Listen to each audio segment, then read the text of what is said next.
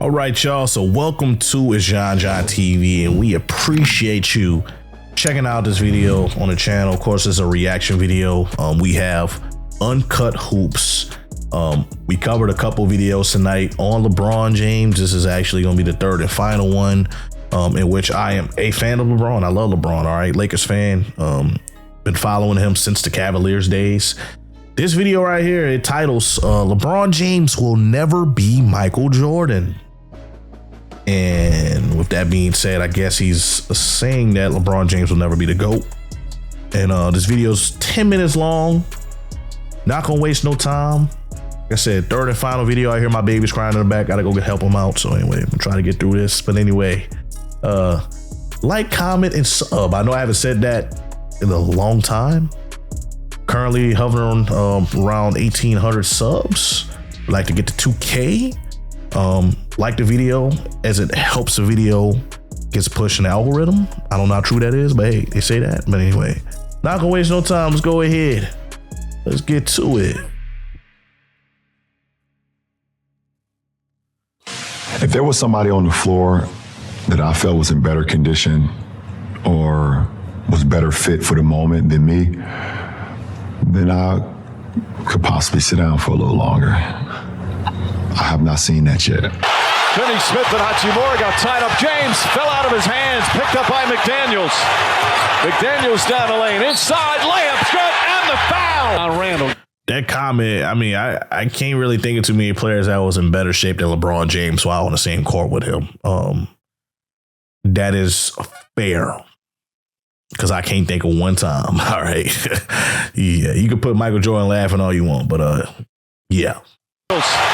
McDaniels down the lane, inside, layup, good, and the foul on Randall. Gets inside, leans in, tied up. Randall played him well. Back to Finney Smith, into the hands of James, fires up the three, side of the backboard. If there was somebody on the floor that I felt was in better condition or was better fit for the moment than me, then I could possibly sit down for a little longer. The next day, Minnesota is going to win this series and knock out the... Dude's in year 22, bro. Come on, man. Show me something from maybe I don't know, 10 years ago or something like that, all right? Because Ant-Man is the truth, all right? I can't give you that one. Dude's in year 22. For a little longer. The next day, Minnesota is going to win this series and knock out the Lakers, the 3 seed, 4-1. For the better part of the past decade, the biggest debate in sports, the biggest debate in basketball, has been Michael Jordan versus LeBron James, and who's the GOAT of the NBA. And here's how it usually goes. For Michael Jordan's playoff failures, which are few and far between, they're magnified, scrutinized, and nitpicked all day long. For LeBron James, the exact opposite. He loses series, chokes in the finals. It wasn't his fault. The team wasn't built to his strengths. He only had 2 All-Stars, and the role players didn't come through. Nah, nobody was saying that 2011, man. That's on LeBron, all right? 100%. You cannot point the finger at nobody else but LeBron in that situation, because Dwayne Wade had a very good NBA Finals. I'm not hearing nobody say that, all right? That's on him, all right? And if anybody else, I'm going to smack you in the face if you tell me, oh, man, 2011 wasn't on LeBron. No, that dude played terribly, all right? Jason Terry outperformed LeBron James in the NBA Finals. Yes, it's on him, all right? Bad take, because I never heard that in my life. To his strengths, he only had 2 All-Stars, and the role players didn't come through. People can say I'm letting LeBron off the hook. Where the lion's share of this blame lays for the Lakers is at the feet of the person who made us optimistic about the Lakers, which is Luka.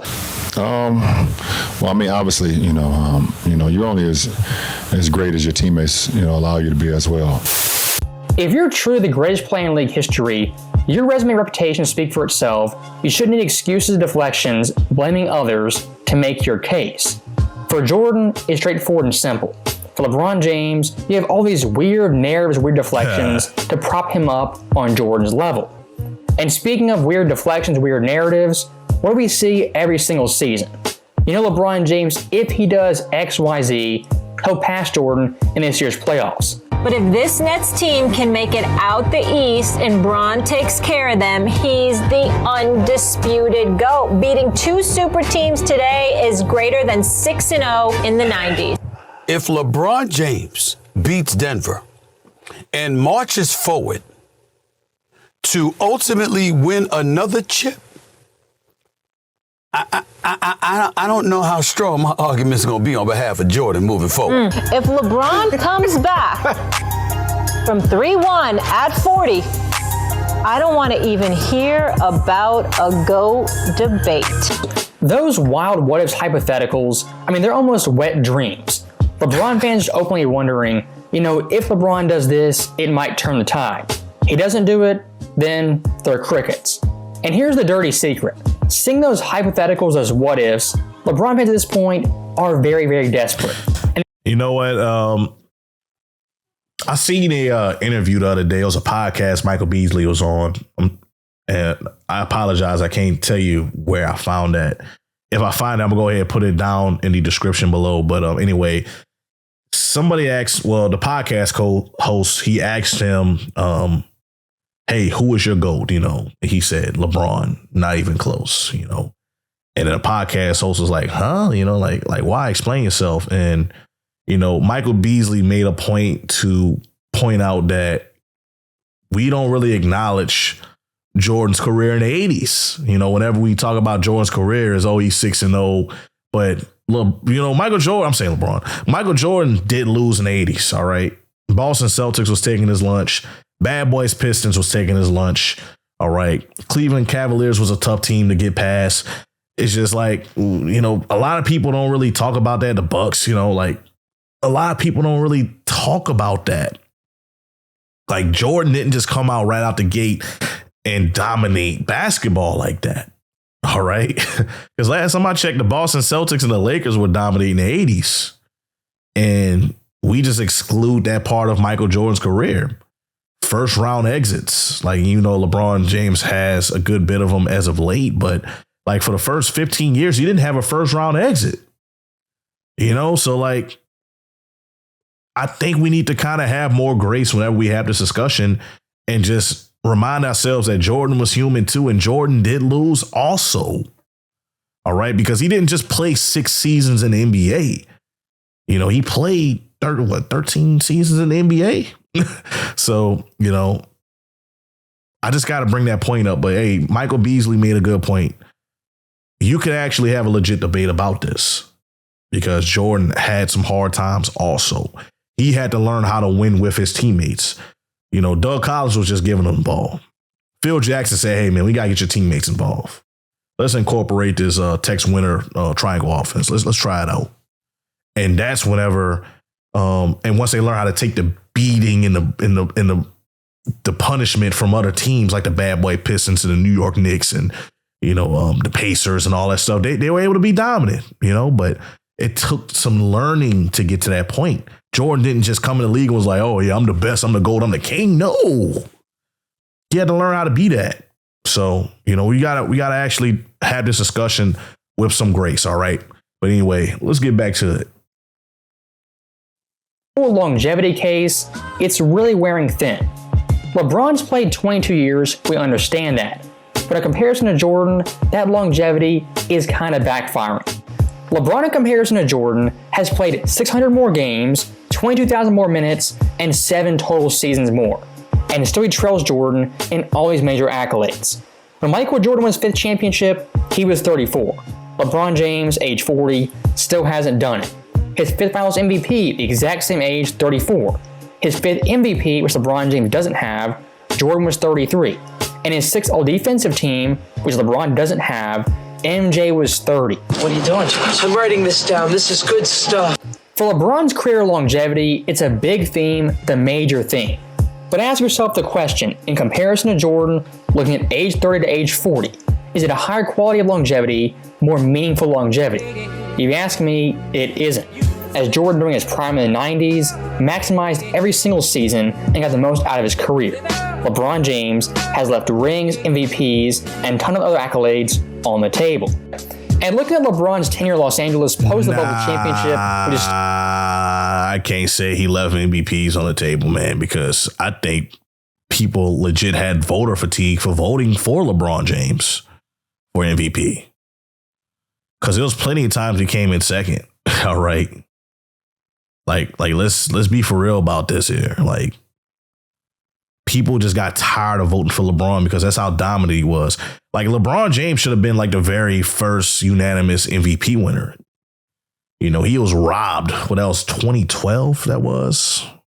What year Melo got a vote? Like, one vote, and LeBron should have had it. Like, come on, man. Like, people just they hate on LeBron, man. LeBron is probably one of the most hated players in NBA history. Why is that? Maybe because of the decision. People don't like players that have that amount of like power.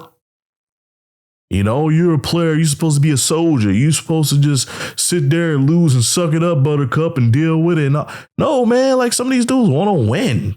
Like, he had to actually like lose money to play with those other players. Like, it wasn't like no free deal. Like, oh, I'm still making max money. No, like, he had to sacrifice. Dwayne had to sacrifice.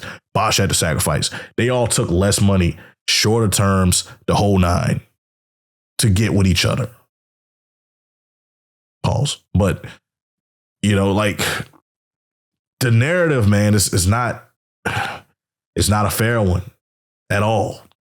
So anyway, let's get to it. On the table. And looking at LeBron's tenure in Los Angeles post the bubble championship, which is still pretty iffy, LeBron's past 5 years have been absolutely brutal. 2021, lost in the first round, was absolutely disgraced. 2022, with the so-called super team of Russ, AD, Melo, Dwight, and Rondo, they missed the postseason. The following year, 2023, after firing Frank Vogel, they made the West Finals, and of course, in that series, LeBron James choked in the biggest moments. 2024, the exact same thing versus Denver. Lost the series in 5 games, and LeBron in the clutch absolutely came up short. And last but not least, 2025 versus Minnesota. LeBron yet again this series, as the favorite of the higher seed, choked in the biggest moments. This latest LeBron James blunder, it was a doozy. And typical LeBron James fashion, it took... But are all of those series on LeBron? Like, think about it. Like, would they even be in that predicament if LeBron wasn't there?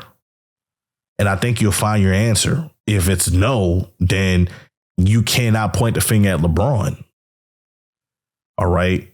And I think, like, at the end of the day, it just comes to like how your roster is constructed.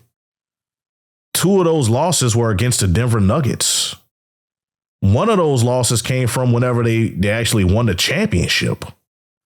So, you know, like, come on, man. It's not fair. You know, you can't put that on LeBron. He came against some very key players. The Phoenix Suns that year made it to the finals in 2021. So, you know, 2 of those losses came from the eventual champion. And my favorite for this year is, by the way, for the record, I might be wrong. I know, but the Timberwolves look good. The Timberwolves could easily be the champions this year if they could just get past the Mr. Flopper shade that gets all the freaking calls and get all their star players in foul trouble. You know, if they could mitigate that and not have Shea get to the line as much and getting, you know, their key contributors like Jaden McDaniels and Anthony Edwards in trouble, you know, foul-wise, they could easily beat any one of those teams in the East because they are very deep. I think the only team that is just as deep as the Timberwolves is the Pacers. I know I'm getting off topic. I'm going to get back to the video, but I'm just saying, you can't put that on just LeBron James' shoulders. Like, what about Rob Pelinka? What type of blame does he get for the rosters not being deep? Your hands are tied. You don't have a lot of money. You don't have a lot of picks. You're limited. So just the fact that they had any type of success whatsoever, making it to the playoffs, Western Conference Finals, and all that stuff is impressive to say the least, because they had no business being there. All right, looking at the roster. So anyway, let's get back to it. James blunder, it was a doozy. And typical LeBron James fashion, it took 45 minutes an hour to blame Rob Pelinka and ask for more help. Basically from mid-January on, right when AD got injured, you guys started playing a lot of centerless basketball. How tough was that for the last 3.5 months to play that style? And do you feel like that caught up at all in this series? No comment. I'll never say that because my guy AD said what he needed, and then he was gone the following week. So the past 5 years LeBron James in LA, it's been really revealing. This guy's attitude, his smugness, just the general cockiness. Which they did need a center because AD wanted to get back to his natural position, which is a very legit need because you need a big. You need a big. You see what happens when you don't have a big? Rudy Gobert turns into, I know I said his name wrong. Rudy Gobert, he turns to a freaking prime Shaquille O'Neal.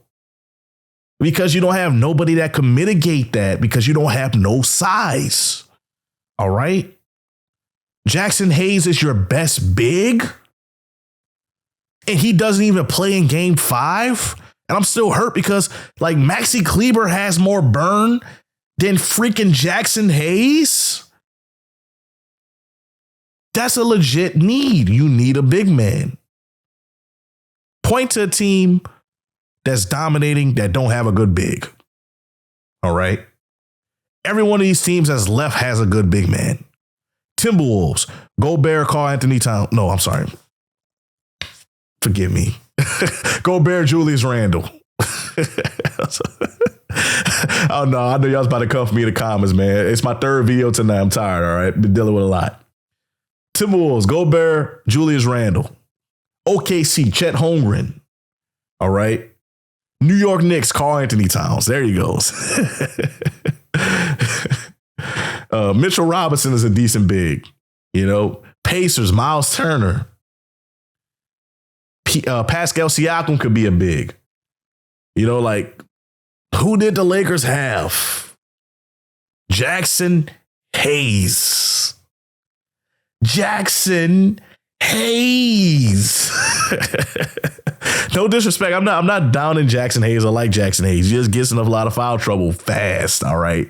But come on, man. You need a big. Every one of those teams got a big. And if you make it far and you run into a team like that, which they just so happen to match up against in the first round, you're screwed. Hence why the Golden State Warriors lost, even though they didn't have Steph Curry, but they probably would have lost anyway. You need a good big, all right? A decent big, solid big. But anyway, getting back to it. LeBron James has been on full display. And like you saw in that clip, always makes excuses to flex, doesn't have enough help. LeBron James is the only so-called GOAT who always needs a perfect team around him to compete for championships. Yeah, we had Rio, we had Udonis, but we didn't have enough as far as enough complementary guys to actually make it all. Well, maybe you're just making excuses. And one thing I do want to highlight when comparing Jordan versus LeBron James is their dominance as the higher seed, their dominance as the favorite. For someone like Jordan as the favorite, he always won. I'm not joking. MJ with home court advantage was a perfect 24-0. Even the great Bill Russell can't say that. For LeBron's career, he's lost not once, not twice, not 3 times, 4 times, but 5 times with home court advantage. It's gotta hurt. Anthony Edwards, prior to this series starting, he said Minnesota was the underdogs, they had nothing to lose, no pressure. Edwards saying that, he's 1000% right. Who the pressure was on was LeBron James, Luka, and JJ Redick. And of course, all 3 of them cracked under that pressure. For someone like Jordan, yes, he wasn't perfect, had bad games here and there, but when he was favored to win, supposed to win, he always won. A lot of players, no matter how great they were, cannot say that. That's why he's the GOAT! The GOAT! For LeBron James getting 6 rings, even 5 rings, it's never happening. This guy's not a winning player anymore, and he's too old. And of course, the media, they can't cope with that. As like we see time and time again, they keep saying he's in his prime, he's typical LeBron James, a top 5 player. And then of course, when he loses, it's LeBron James, he's the victim, he's old and he's 40, why do you expect so much? For a lot of LeBron fans like Perkins, Shannon Sharpe, and Nick Wright, their biggest enemy is themselves. As LeBron scores 35 points on a random Tuesday, it's proof LeBron James is the GOAT. He's stamped right there. Then, of course, the playoffs come around, he fumbles, bumbles, loses in the first round. Then all of a sudden, LeBron James, he's 40 years old. This shouldn't count on his resume. And looking at someone like Nick Wright, when it comes to MJ and Washington those 2 years, he holds him against MJ very much. People just react like you spit at them. Like, oh, you're going to bring up the Wizards years? Oh, I don't know, guys. Was he playing? Was he younger when he started with the Wizards than LeBron is right now? That's a legit question, though. Are we excluding the Wizard years? Are we excluding the 80s years when he was with the Bulls? Are we excluding that? Like, hey, Michael Jordan's career is just in the 90s. All right, 91 to 93 and 95 to 98. All right. That's Michael Jordan's career. That's legit, man. I mean, it seems like that's the argument, man. Like, the argument always comes down to he's 6-0. But they don't talk about when he came back, was number 45, then went back to 23 and still lost in the second round against Orlando Magic. Don't talk about that. Don't talk about how the bad boy Pistons was taking his lunch. Made him get big. Don't talk about the Boston Celtics losses. Don't talk about the battles with the Cleveland Cavaliers. Winning at the buzzer. Tough series. Not talking about the Milwaukee Bucks. Like, come on, man. George just killed everything. Just dominated everybody. No. Like, his style of play wasn't winning to, like, well, I'm sorry. I said that wrong. His style of play wasn't leading to winning in those days, all right? Just saying. It wasn't until Phil Jackson came along. And even they still had growing pains with Phil Jackson. So, but that's a legit question. Like, Jordan was up in age with the Wizards, at least in basketball years. And we just forget that ever happened. So, which one of the seasons he had to actually end early because of knee issues. We don't talk about that, though. That's forgotten. But anyway, let's get back to it. He younger when he started with the Wizards than LeBron is right now. So, stopping that right there, Nick Wright, very animated, very upset that MJ's years in Washington aren't talked about enough. And look, old MJ with the Wizards missed the playoffs twice. Yes, kind of a stain on his legacy, a bad ending. But here's the thing. MJ in Washington, who was he playing with? Jerry Stackhouse 1 year, Rip Hamilton the next. He didn't have an Anthony Davis, a Westbrook, heck, certainly not a Luka Doncic. He didn't have any all-star caliber players, superstar players. LeBron in LA has had that every single season. And look at his past 3 series. First Minnesota, 4-1. Denver, 4-1, and then a sweep in the 23 West Finals. LeBron James, every one of those series, had a superstar alongside him. MJ in Washington did not have.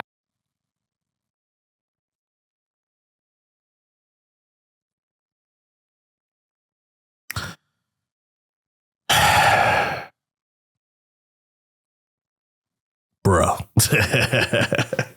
If Mike wanted a cheap 7th ring, a cheap 8th ring, he could have gone to the Lakers, the Spurs, one of the top teams in the West, or even the East. MJ, though, went to the Wizards. Their expectations. Which, by the way, he went to the Wizards because he wanted to be an owner, okay, of the franchise. And it was a part of the deal, allegedly, okay? That's the only reason why he came back and played.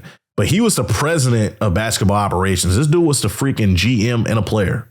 He was the one that drafted Kwame Brown. All right. So there's more to that. It was a little deal that he had with the owner. I'll come back and play, you sell a team to me. That's why eventually he went on to get the Charlotte Bobcats rather than the Wizards. But that's why he came back to play. He wanted to be a part of ownership. All right. So anyway, let's get back to it. Weren't championship. LeBron James and Lakers having superstar talent, a stacked roster, that's a different level. If you want to say all those years count, go ahead and say it. But MJ missing the playoffs in Washington with Jerry Stackhouse isn't the same as LeBron James in the West missing the playoffs with Westbrook Davis and a loaded cast. It's not the same. So that right there is the end of the video, and I'll say one last thing. LeBron James, if by chance you're watching this video, retire right now. The longer you play, the more help you get, the worse your legacy becomes. This loss in the first round with Luka, after tons of hype being a third seed. I mean, look at the stats. 38 points. 13 of 21. So he's shooting over 50%. 10 rebounds. 4 assists. Okay, come on, man. Isn't that a good stat line for a guy in year 22? Like, why are we slandering this man? Like, look at this stat line. This dude is shooting over 50% from the field. 38 points, 10 rebounds. Double-double. And we're saying, hey, man, you need to retire, LeBron. Okay, because the longer you play, the worse your legacy is. No. I disagree. Because it's impressive this dude is in year 22 putting up this type of stat line. Come on, man. He had a couple games like this, too. A couple games, 30-point triple-doubles. But you need to retire, LeBron. Get out the league. Come on, man. I can't say that. Becomes. This loss in the first round with Luka, after tons of hype being a third seed, that was embarrassing. The longer you play, the longer you drag this out, the worse you look. And in reality, the better Michael looks. So LeBron James, retire right now. Do us all a favor. As always, thank you guys for watching. Hope you enjoyed it. Out next time. Oh, man. I don't know about that one, Uncut Hoops. I mean, good video. Like I said, man, just like I said about Scap Attack videos, you know, you're entitled to your opinion, all right? You can believe whatever you want to believe. You make valid points. But I disagree. The LeBron slander has got to stop, all right? That has to come to an end. The type of run that we are witnessing from LeBron James will probably never, ever be duplicated ever again, all right? At this level of dominance, all right? But anyway, let me know what you think down in the comments below, okay? I know I got a lot of Larry Bird fans on the channel. You'll be like, oh no, Larry's the GOAT. Oh, how dare you put LeBron James in the same conversation as Larry Bird and Michael Jordan? No, you crazy guy. Oh, unsubscribe. Oh, hey, let me know what you think down in the comments. All right, I do see them. I don't respond to everything, but I'm gonna eventually get to it. But anyway, check out one of these other videos, man. This is my third video tonight. One of these other videos I might have recorded tonight, so check it out. It's good stuff. But anyway, love you. Catch you on the next one. Peace.